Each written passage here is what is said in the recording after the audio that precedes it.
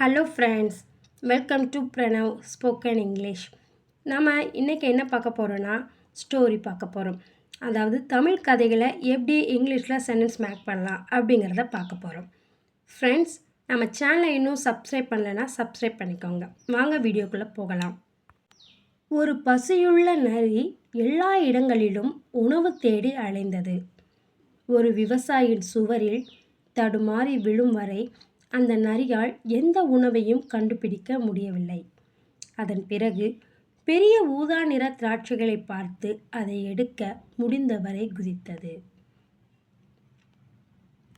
எத்தனை முறை முயற்சி செய்தும் தோற்றுப்போனது. கடைசியாக இந்த திராட்சை எப்படியும் புளிப்பாகத்தான் இருக்கும் என்று மனதிற்குள் நினைத்து கொண்டு வீட்டிற்கு சென்றது.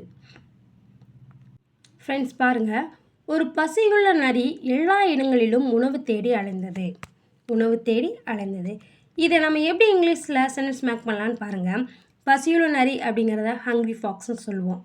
பாருங்கள், உணவு தேடி அலைந்தது. A hungry fox once looked everywhere for food. எவ்ரிவேர்னா எல்லா இடங்களிலும், உணவு அப்படிங்கிறத ஃபுட்டுன்னு சொல்லுவோம். ஒரு விவசாயியின் சுவரில் தடுமாறி விழும் வரை அந்த நரியால் எந்த உணவையும் கண்டுபிடிக்க முடியவில்லை. விவசாயியின் சுவர், அதை எப்படி சொல்லுவோன்னா ஃபார்மர்ஸ் வால். கண்டுபிடிக்க முடியவில்லை, அதை எப்படி சொல்லுவோம்? couldn't find. It couldn't find anything until it stumbled upon a farmer's wall.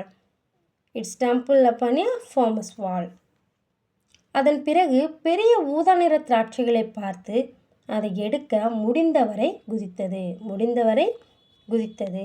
திராட்சைகளை அதை கிரேப்ஸ்ன்னு சொல்லுவோம். குதித்தது அதை எப்படி சொல்லுவோம்? ஜம்ப்டு. இப்போ பாருங்கள், சென்டென்ஸ் எப்படி மேக் பண்ணலான்னு பாருங்கள். தென் the fox jumped as high as possible to reach the grapes.